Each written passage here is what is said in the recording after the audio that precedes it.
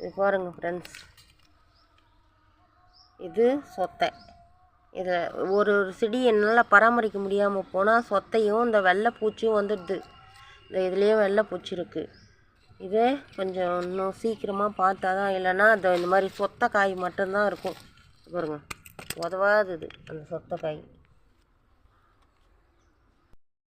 இங்கே ஒரு காய் இருக்குது.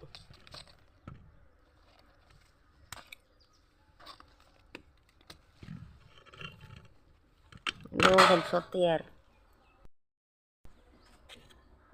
இங்கே ஒரு காய் இருக்குது ஃப்ரெண்ட்ஸ். பாருங்க, மிளகாவும் நல்லா மிளகா காய்ச்சிருக்கு பாருங்க.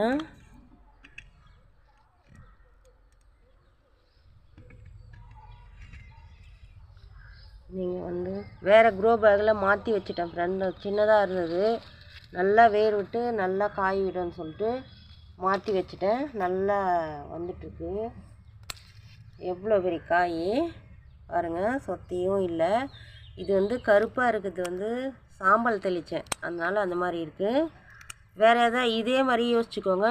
வேறு ஏதாவது கெமிக்கல் உரம் தெளித்தா எவ்வளோ இது மேலே இப்படி படிஞ்சிருக்கு, அது மேலே கெமிக்கல் உரம் நம்ம அது மாதிரி தெளித்து அதை நம்ம சாப்பிட்டோன்னா எவ்வளோ கஷ்டம். அதனால தான் நான் ஆர்கானிக்காக வளர்க்கணும், எல்லா செடிங்களையும் நோய் இல்லாத வாழலாம் அப்படின்ட்டு நான் இது மாதிரி செய்கிறேன் ஃப்ரெண்ட்ஸ். கொஞ்சம் ரெஸ்ட்டு ஃப்ரெண்ட்ஸ். கீழே குஞ்சு